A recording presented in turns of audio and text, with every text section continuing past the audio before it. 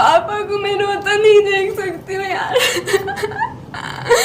अरे पापा के बस। लिए हमें लगता था कि कोई बाहर का पर्सन बार बार हम दोनों के बीच में घुस रहा है, तो ये चीज़ें हमको बिल्कुल भी अच्छा नहीं लगता था।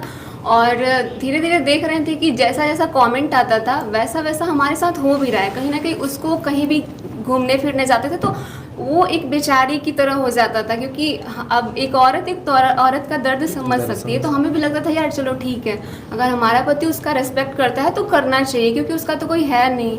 तो ये चीज़ें सोचते थे।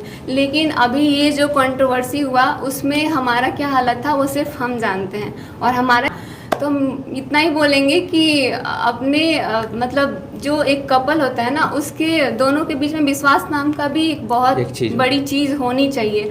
क्योंकि आजकल के डेट में ये सब चीज़ें इतना चल रहा है ना कि इनसिक्योरिटी फील होता ही है। लेकिन हम लोग गांव की तरफ से हैं, मैं खास करके गांव से हूँ, एक छोटे से गांव से, एक छोटी सी फैमिली से। तो मेरे लिए ये सब चीज़ मतलब सदमे से होता है ना कि एक इंसान सदमे में चला जाता है, वैसा था।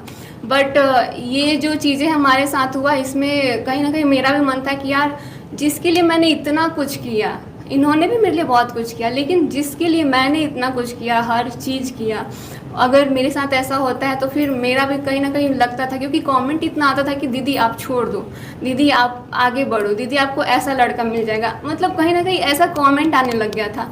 तो फिर हमारे दिमाग में भी ऐसा चलने लगा था, क्योंकि कहीं ना कहीं कुछ लोग भी बोलने लगे थे कि अरे मनीषा तुम छोड़ दो, तुम भी कहीं और शादी कर लो, ऐसा नहीं होता है, तुम तो इतना करती हो फिर भी तुम्हारे साथ ऐसा हुआ।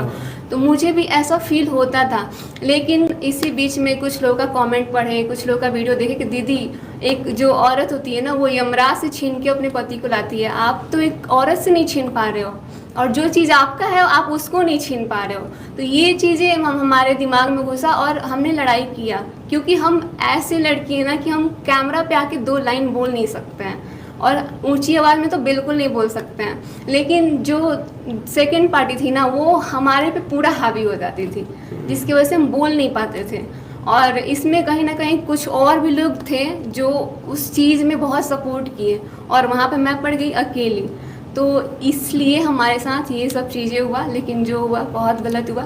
अभी फ़िलहाल सब कुछ ठीक है और मूव ऑन करके सब कुछ ठीक करने का हमारे जो मायका का फैमिली है, मम्मी पापा, मतलब हम लोग उतने बड़े नहीं हैं, लेकिन मम्मी पापा का वो बोलते हैं ना,